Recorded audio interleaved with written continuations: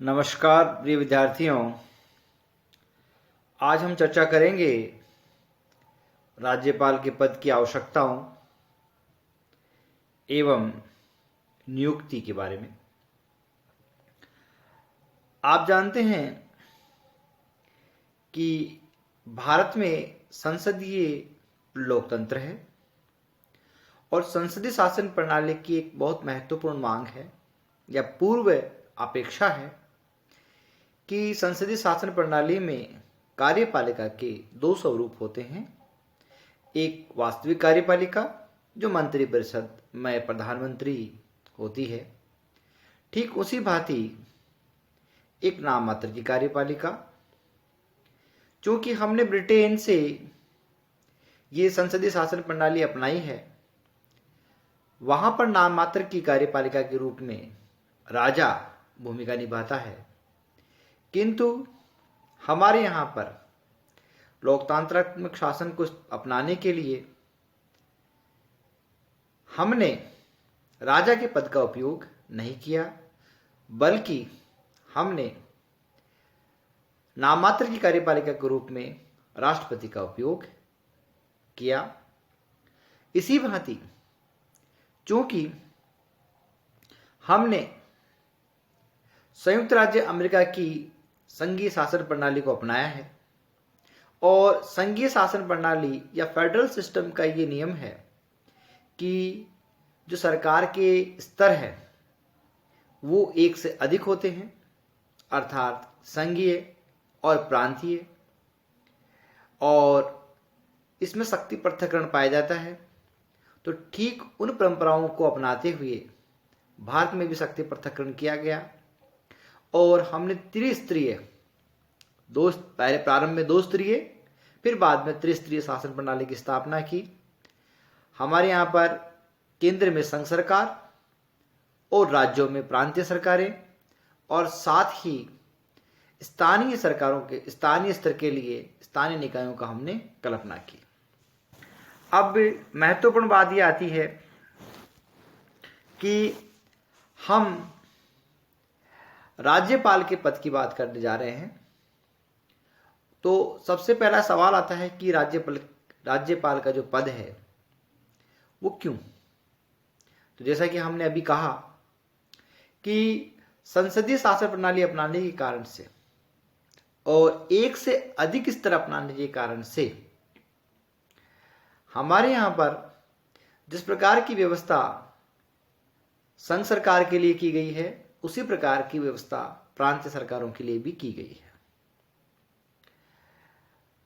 दूसरी बात यह आती है कि राज्यपाल के बारे में जो संवैधानिक प्रावधान है, उन संवैधानिक प्रावधानों में ये कहा गया कि संविधान के अनुच्छेद 153 के अनुसार प्रत्येक राज्य में एक राज्यपाल होगा। अर्थात जिस प्रकार की संघ में राष्ट्रपति की भूमिका होती है नाम मात्र कार्यपालिका की भांति, उसी प्रकार राज्यों के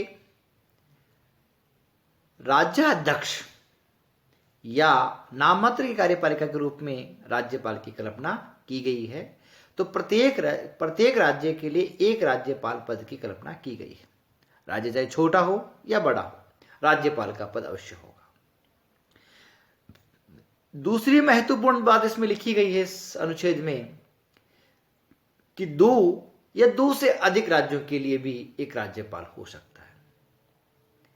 ये इस प्रकार की परिस्थिति है कि अगर सरकार ने, केंद्र सरकार ने या राष्ट्रपति ने किसी राज्य में राज्यपाल की नियुक्ति नहीं की है, तो ऐसी परिस्थिति में किसी और राज्य के राज्यपाल को उस राज्य का जिसमें राज्यपाल की नियुक्ति नहीं है का अतिरिक्त कार्यभार देकर के उसको भी राज्यपाल बनाया जा सकता है। अर्थात वह राज्यपाल दोनों राज्यों के लिए या एक से अधिक राज्यों के लिए राज्यपाल की भूमिका का निर्वहन करेगा।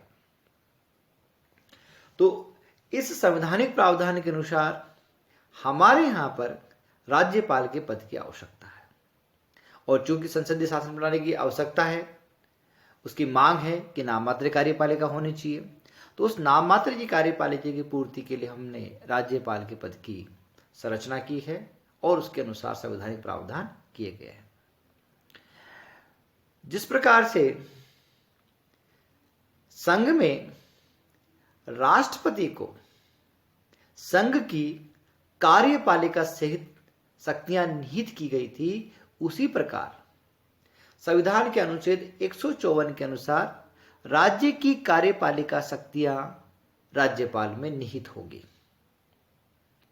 आर्टिकल 53 ये कहता है कि संघ की कार्यपालिका शक्तियां राष्ट्रपति में निहित होगी, और आर्टिकल 154 ये कहता है कि राज्य की कार्यपालिका शक्तियां राज्यपाल में निहित होगी, जिसे वह स्वयं या अपने अधीनस्थ अधिकारियों के माध्यम से, अर्थात अधीनस्थ अधिकारी का तात्पर्य हमने पिछली बार भी कहा था कि राज्यपाल का जो अधीनस्थ अधिकारी हैं वो मंत्रिपरिषद है। राज्यपाल अपने शक्तियों का जो प्रदान करता है या उनको डेलीगेट करता है, वो मंत्रिपरिषद है। मुख्यमंत्री मंत्रिपरिषद का मुखिया होने के कारण से सर्वाधिक शक्तियों का उपयोग करता है और वह मंत्रिपरिषद का निर्माता, संचालक और संहारक है। जिस प्रकार से हमने बात संघीय शासन प्रणाली के या केंद्रीय शासन प्रणाली की जब बात की थी, तब हमने कही थी कि प्रधानमंत्री जो है वो मंत्रिपरिषद का निर्माता, संचालक और संहारक है। उसी प्रकार से राज्यों में मुख्यमंत्री मंत्रिपरिषद का निर्माता, संचालक और संहारक है। तो ऐसी परिस्थितियों में मुख्यमंत्री के पास सर्वाधिक शक्तियां होती है, तो जो राज्यपाल है उसके जो अधीनस्थ अधिकारी हैं वो मंत्री है। राज्यपाल जो है अपनी शक्तियों का बंटवारा मंत्रियों में करता है। जिस पोर्टफोलियो की बात की जाती है या विभागीकरण की बात की जाती है, वो राज्यपाल द्वारा मंत्रियों को दिए जाते हैं। अब ये अलग बात है कि कौन व्यक्ति मंत्री बनेगा या कौन व्यक्ति मंत्रिपरिषद में रहेगा, इसका निर्णय राज्यपाल नहीं करता है, इसका निर्णय मुख्यमंत्री करता है। इसलिए मुख्यमंत्री के पास में सर्वाधिक शक्तियां हैं। लेकिन अधीनस्थ अधिकारियों के माध्यम से जब शक्तियों का उपयोग की बात की जाएगी, तो राज्यपाल भी अपने मंत्रियों के माध्यम से विभिन्न विभागों का या कार्यपालिका शक्तियों का संचालन करता है। तो अब जब हमने ये तय किया कि हमारे यहां पर फेडरल सिस्टम जैसा, जिसको हम संघ सरकार या यूनियन कहते हैं, की व्यवस्था होगी, अर्थात केंद्र और राज्यों में शक्तियों का विधिवत बंटवारा किया गया है। संघ सूची, राज्य सूची और संवर्धित सूचियां बनाई गई है और प्रत्येक जो है वो अपने अपने क्षेत्र में काम स्वतंत्र रूप से काम करता है। तो ऐसी परिस्थिति में आवश्यकता हो आई कि प्रांतीय स्तर पर नाम मात्र की कार्यपालिका की भूमिका कौन निभाएगा। तो प्रांतीय स्तर पर या राज्यों के स्तर पर नाम मात्र की कार्यपालिका की भूमिका निर्वहन के लिए राज्यपाल के पद की कल्पना की गई है और इसीलिए राज्यपाल के पद का संरचना की गई है। अब ये आती है कि साहब राज्यपाल की नियुक्ति कौन करेगा। तो राज्यपाल की नियुक्ति जो है वो हमने कनाडा में प्रावधान है कि जो संघीय सरकार है, जो फेडरल सरकार है या सेंट्रल सरकार है या यूनियन जो है, वो राज्यपाल की वहां पर नियुक्ति करता है। किंतु कनाडा में भारत की भांति केंद्र और राज्यों के बीच में शक्तियों का बंटवारा नहीं किया गया है और कनाडा भी मूल रूप से भारत की तरह एक यूनियन है। अब हमने ये प्रणाली अपनाई कि जो राज्यपाल है उस राज्यपाल का चयन संघ सरकार के द्वारा किया जाना चाहिए और इसके लिए प्रावधान भी किया गया। संविधान के अनुच्छेद 155 में यह प्रावधान किया गया कि राष्ट्रपति अपने हस्ताक्षर और मुहर सहित एक अधिपत्र अर्थात वारंट द्वारा राज्यपाल की नियुक्ति करता है। अर्थात प्रत्येक राज्यपाल की नियुक्ति राष्ट्रपति के द्वारा की जाती है। अब महत्वपूर्ण बात यह आती है कि ये जो प्रावधान किया गया कि राज्यपाल की नियुक्ति अपॉइंटमेंट राष्ट्रपति द्वारा की गई, और राज्यपाल जो है वो एक नियुक्त या संघ सरकार द्वारा मनोनीत व्यक्ति है, वो निर्वाचित व्यक्ति नहीं है। केंद्र में हमने जब बात की राष्ट्रपति की, तो हमने कहा कि साहब हमारा जो राष्ट्रपति है वो देश का प्रथम नागरिक है, वो राज्याध्यक्ष है और साथ में वह निर्वाचित है। राष्ट्रपति के निर्वाचन के लिए लंबी चौड़ी प्रक्रिया अपनाई गई। देश के प्रत्येक राज्य से इसके लिए वोटिंग होती है। जो विधानमंडल के मेंबर्स होते हैं वो उसके लिए वोट करते हैं। अब जब ये बात आई तो संविधान सभा में भी ये बात आई कि राज्यपाल, चलो ठीक है कि हमने राष्ट्रपति के लिए एक निर्वाचन प्रणाली जो यूएसए में अपनाई जाती है उसको अपना लिया, एक इलेक्टोरल कॉलेज हमने बना करके उसकी नियुक्ति हम राष्ट्रपति का निर्वाचन करते हैं।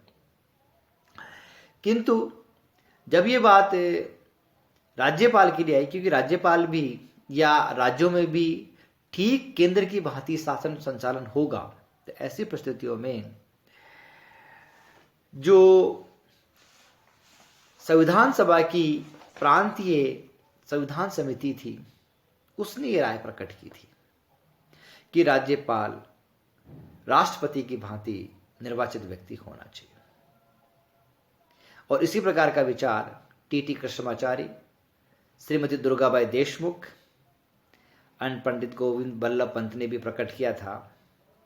किंतु संविधान सभा में महत्वपूर्ण प्रभाव रखने वाले व्यक्ति doctor H.N.. Kunzru, doctor Bhimrao Ambedkar और पंडित जवाहरलाल नेहरू ने इस बात को रखा कि राज्यपाल निर्वाचित न होकर केंद्र सरकार द्वारा नामजद व्यक्ति होना चाहिए। और उन्होंने इसमें अपने तर्क ये दिया कि यदि निर्वाचित व्यक्ति और लोकप्रिय मंत्रिमंडल जो राज्य के नागरिकों द्वारा निर्वाचित होगा, अगर उनमें आपसी तालमेल नहीं हो, सामंजस्य नहीं हो, अगर वो शक्तियों के बंटवारे को लेकर लड़ पड़े, तो ऐसी परिस्थिति में राज्यों में जो संवैधानिक संकट होगा उस संवैधानिक संकट का निराकरण करना संभव नहीं होगा। और इस भांति संविधान सभा में जो बहस चली उस पर महत्वपूर्ण बात यह रही कि नामजद जो व्यक्ति हैं, जो चाहते थे कि राज्यपाल नामजद हो, उन्होंने अपने तर्क रखे। उन्होंने पहला तर्क ये रखा कि चुनावी मुद्दे और व्यक्तिगत संघर्ष से और निर्वाचन के जो दुष्परिणाम हैं उससे बचा जा सकता है। लेकिन जो निर्वाचित राज्यपाल चाहते थे, उन्होंने ये कहा कि आपने नामजद व्यक्ति को चुनावी मुद्दों से, व्यक्तिगत संघर्षों से और चुनावों के दुष्परिणाम, निर्वाचन के दुष्परिणामों से तो बचा लिया, किंतु वह व्यक्ति जो जनता से निर्वाचित नहीं है उसका जुड़ाव राज्य की जनता से कैसे होगा, वो कैसे राज्य के कल्याण और विकास में अपना योगदान देगा, क्या रुचि लेगा? तो उसके लिए बिल्कुल रुचिकर नहीं होगा। क्यों? क्योंकि उसको तो ओढ़ाई हुई दायित्व है, उसने दायित्व स्वयं नहीं लिया है। अगर किसी व्यक्ति को आप किसी राज्य का राज्यपाल बनाते हैं, इसका तात्पर्य है कि आप उसे मनोनीत करते हैं, उसने खुद अपनी इच्छा से वो दायित्व नहीं लिया, इसलिए वो रुचि नहीं लेगा। दूसरी बात यह आई कि जब प्रत्यक्ष निर्वाचन होगा, नामजद जो चाहते थे राज्यपाल, वो कहते हैं कि जब प्रत्यक्ष निर्वाचन होगा तो प्रत्यक्ष निर्वाचन होने के कारण से मुख्यमंत्री और राज्यपाल में सदैव शक्ति संघर्ष रहेगा। राज्यपाल चाहेगा कि मुझे प्रदेश की बहुमत या अधिकांश जनता ने चुना है, इसलिए मेरे पास शक्ति होनी चाहिए। और मुख्यमंत्री ये दावा करेगा कि विधानसभा में मेरे पास बहुमत है और राज्य की जो जनता है उसका बहुमत मेरे पास है, इसलिए मैं शक्तियों का धारक हूंगा। तो एक शक्ति संघर्ष उत्पन्न होगा। लेकिन निर्वाचित व्यक्तियों ने, जो निर्वाचित राज्यपाल थे, उन्होंने कहा कि नामजद व्यक्ति यदि विपरीत विचारधारा का हुआ, प्राय ऐसा होता भी है कि केंद्र में जो सरकार होती है वो अपने विचारधारा वाले व्यक्ति को राज्यपाल बनाते हैं, चाहे राज्य में किसी भी प्रकार की सरकार हो, चाहे उनकी पार्टी की हो या विपक्ष की हो। तो ऐसे बात में जो विपरीत विचारधाराएं हैं, वर्तमान में जो राज्यपाल और मुख्यमंत्रियों के बीच में जो संबंध मधुर नहीं है या विरोधाभासी उनके विचार और शैलियां हैं, उसके पीछे भी कारण यह है कि संविधान ने प्रावधान किया कि राज्यपाल बनाया जाए और बाहर के राज्य का व्यक्ति हो, जो राज्य से बाहर का व्यक्ति हो, लेकिन वो केंद्र सरकार की इच्छा पर है। अगर केंद्र सरकार के अपनी पार्टी की सरकार राज्य में है तो विचारधारा ठीक है, अगर विपरीत है तो विपरीत विचारधारा के कारण से उनमें शक्ति संघर्ष होता है और सामंजस्य और तालमेल की कमी होती है। फिर ये बात रखी गई कि अगर राज्यपाल का भी निर्वाचन होगा तो पूरी राज्य की जनता को एक व्यक्ति के निर्वाचन के लिए, जो केवल कार्यपालिका शक्तियों के नाम मात्र का धारक होगा, उसके लिए निर्वाचन करना क्या ठीक रहेगा? तो ये बिल्कुल ठीक नहीं रहेगा कि राज्य पर अनावश्यक बोझ होगा। लेकिन दूसरे पक्ष के लोगों ने कहा कि जब राष्ट्रपति निर्वाचित हो सकता है तो राज्यपाल क्यों नहीं? भाई, राष्ट्रपति भी तो नाम मात्र की कार्यपालिका है। ये अलग बात है कि राष्ट्रपति को हमने विभिन्न शक्तियां दे करके उसके पद का महिमा मंडन किया है और उसे इतनी प्रकार की प्रिविलेज और इस प्रकार का सम्मान दिया है कि वो अपने आप को गौरवान्वित महसूस करे। तो आप नहीं चाहते कि राज्यपाल भी राज्य की जो प्रमुख है, जिसके नाम से राज्य का शासन चलाया जाएगा, वो व्यक्ति भी इस प्रकार का व्यक्ति हो कि उसको भी अपने आप को गौरवान्वित होने का मौका मिले। ऐसा नहीं हो कि किसी सेंट्रल गवर्नमेंट ने उसको बिठा दिया और वो बैठ गया। तो ऐसी परिस्थितियों में आता है कि वो भी एक निर्वाचित व्यक्ति होना चाहिए। फिर जो पहला पक्ष उसने कहा कि आप ये चाहते हैं कि व्यक्ति निर्वाचित हो, ठीक है, लेकिन आप इस बात को उठा के देख लिए कि जब उसको पता चलेगा, राजनीतिक पार्टियों को जब ये पता चलेगा कि राज्यपाल के पास शक्तियां कम हैं और मुख्यमंत्री के पास शक्तियां ज्यादा है, तो वो स्वाभाविक रूप से बात की कहते कि वो प्रैक्टिस में ले आएगी कि राज्यपाल किसी भी व्यक्ति को बना दो, क्या फर्क पड़ता है, किसी व्यक्ति को खड़ा कर दो, जीत जाएगा, राज्यपाल बन जाएगा। लेकिन मुख्यमंत्री वो प्रमुख व्यक्ति को बनाएंगे जिसके पास में कहते कि सत्ता की चाबी होगी या जिसके पास में पार्टी की चाबी होगी, वह व्यक्ति मुख्यमंत्री बनेगा। तो ऐसी परिस्थितियों में वो अपने आप ही जो पार्टियां हैं वो कमजोर राज्यपाल का निर्वाचन कराएगी और मुख्यमंत्री शक्तिशाली व्यक्ति को बनाएगी। इससे क्या होगा?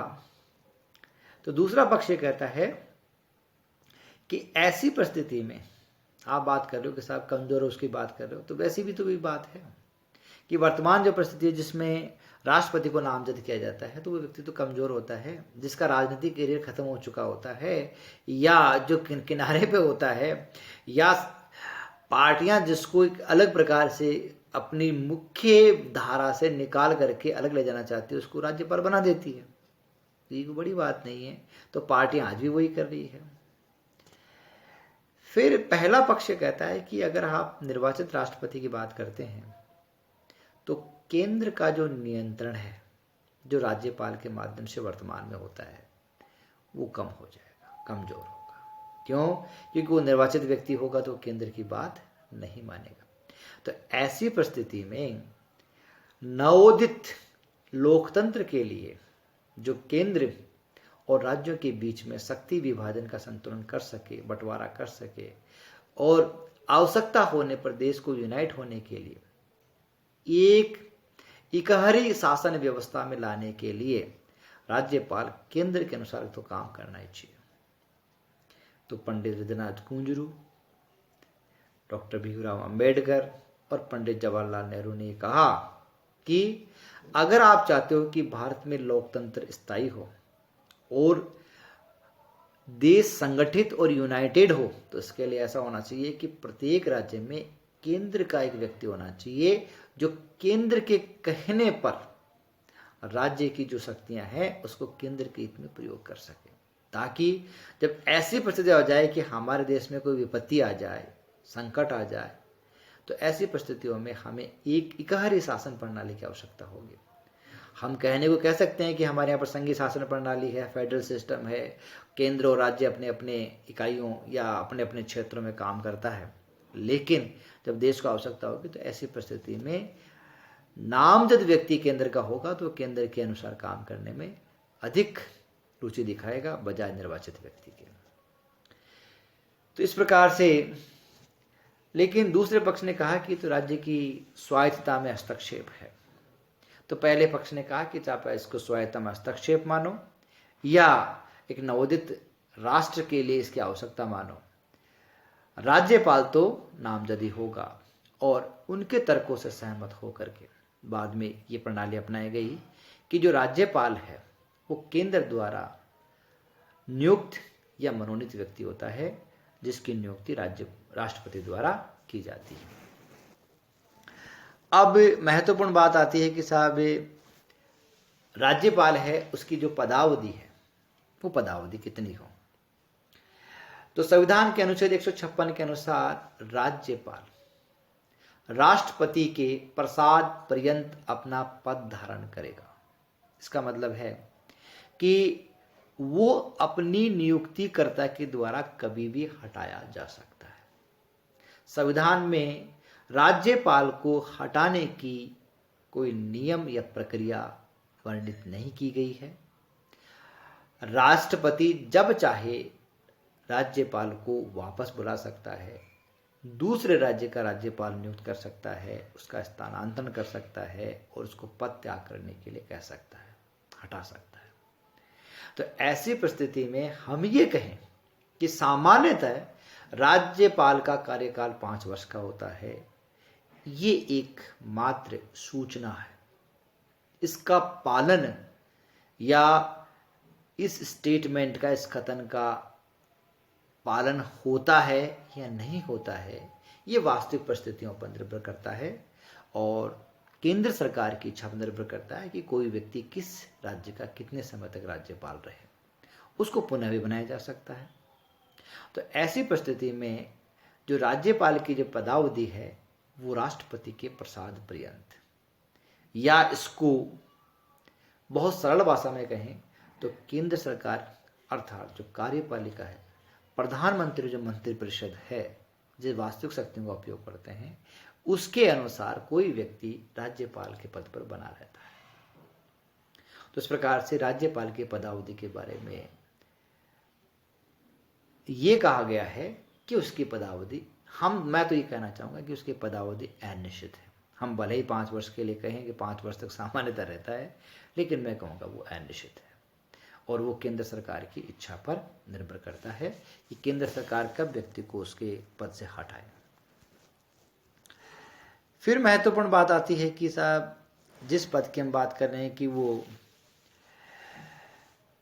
राज्य की जो कार्यपालिका शक्तियों का प्रयोग करेगा, उस व्यक्ति के लिए जिस प्रकार से हमने बात की थी कि साहब राष्ट्रपति के लिए एक मूलभूत योग्यताएं या अर्हताएं होनी चाहिए, उसी प्रकार की अर्हताएं और योग्यताएं वो राज्यपाल के लिए भी है कि वो भारत का नागरिक हो, वो चाहे जन्मजात हो, चाहे अर्जित नागरिकता वाला व्यक्ति हो, वह 35 वर्ष की आयु पूरी कर चुका हो, अर्थात राष्ट्रपति की भांति है, प्रौढ़ व्यक्ति होना चाहिए। तीसरा इसमें है कि संसद या राज्य विधानमंडल में से किसी सदन का सदस्य न हो, अगर हो तो वो राज्यपाल बनने के बाद में उस पद का त्याग कर देता है। साथ ही वह किसी लाभ देने वाले सरकारी पद पर कार्यरत न हो, अर्थात अगर व्यक्ति राज्यपाल नियुक्त हो गया है तो वो अगर सरकारी सेवा में है या केंद्र या प्रांत के अधीन वो सेवा में नियोजित है तो उसको सेवा से त्याग पत्र देना होगा, छोड़ना होगा। राष्ट्रपति की भांति ही राज्यपाल के लिए भी कोई शैक्षणिक या व्यावसायिक योग्यता का निर्धारण नहीं किया गया है। ऐसा इसलिए किया गया है कि एक बड़ा खुला मंच इसके लिए दिया गया है कि राष्ट्रपति और राज्यपाल जो संवैधानिक प्रमुख है और जो नाममात्रिक कार्यपालिका के प्रमुख हैं और देश और राज्य को जिनको भागदौड़ चलानी है, तो सामान्यतः हमारे जो देश के नागरिक हैं या जो बनाने वाले व्यक्ति हैं, उनको जो नियुक्त करने वाले व्यक्ति हैं, उस प्रकार के व्यक्तियों को बनाएंगे जो बहुत प्रभावशाली हैं या जिनकी उपलब्धियां और योग्यताएं सर्वज्ञात है, सर्वविदित है। ऐसे व्यक्तियों को राष्ट्रपति या राज्यपाल बनाया जाता है। तो ठीक राज्यपाल के लिए भी शैक्षणिक और व्यावसायिक योग्यताओं का नहीं रखा गया है। तो इस प्रकार से इस व्याख्यान में हमने ये चर्चा की कि जो राज्यपाल है उसकी आवश्यकता संवैधानिक प्रावधानों के अनुसार देखा जाए तो हमने संसदीय शासन प्रणाली अपनाई है, संसदीय लोकतंत्र है। संसदीय लोकतंत्र में नाममात्रिक कार्यपालिका के लिए ऐसे व्यक्ति का होना चाहिए। और दूसरी महत्वपूर्ण हमने बात यह की कि साहब राज्यपाल जो है वो मनोनीत हो या निर्वाचित हो। तो हम ये देखते हैं कि अगर राज्यपाल निर्वाचित होगा तो अनावश्यक रूप से ये स्वाभाविक बात है कि वह मुख्यमंत्री से सत्ता संघर्ष करेगा, अधिक से अधिक शक्तियों को अपने पास प्राप्त करने की कोशिश करेगा। मुख्यमंत्री और राज्यपाल के बीच में सत्ता संघर्ष रहेगा, जिससे राज्य का कल्याण और विकास अवरुद्ध हो सकता है, रुक सकता है। तो ऐसी परिस्थितियों में स्वाभाविक रूप से ये देखा जाता है कि राज्यपाल जो है वो मनोनीत ही होना चाहिए, नामजद होना चाहिए। और महत्वपूर्ण बात यह है कि राज्यपाल जो है वो राष्ट्रपति के प्रसाद पर्यंत रहता है, तो इसकी समयावधि निश्चित नहीं की जा सकती। कहने को हम कह सकते हैं उसको प्राय 5 वर्ष के लिए नियुक्त किया जाता है, लेकिन वो केंद्र सरकार की इच्छा पर निर्भर करता है। फिर महत्वपूर्ण बात हमने रखी कि इस व्याख्यान में कि राज्यपाल जो है उसकी योग्यताएं, क्योंकि हमने राष्ट्रपति और राज्यपाल जैसे प्रभुत्व या महत्वपूर्ण पदों के लिए हमने कोई शैक्षणिक या व्यावसायिक योग्यता नहीं रखी है। ये भारत में एक स्वस्थ लोकतंत्र की ओर कदम है कि हमने ऐसे व्यक्तियों को राष्ट्रपति या राज्यपाल बनाया है जो अपने क्षेत्र में निष्णात रहे हैं, प्रभावशाली व्यक्तित्व रहे हैं और जिनकी अपनी ख्याति और उपलब्धियां गौरवान्वित करने वाली रही है। इस व्याख्यान में इतना ही।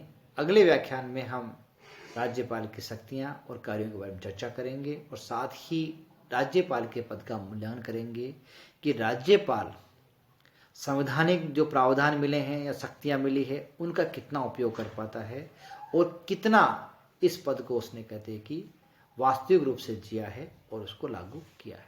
जय हिंद।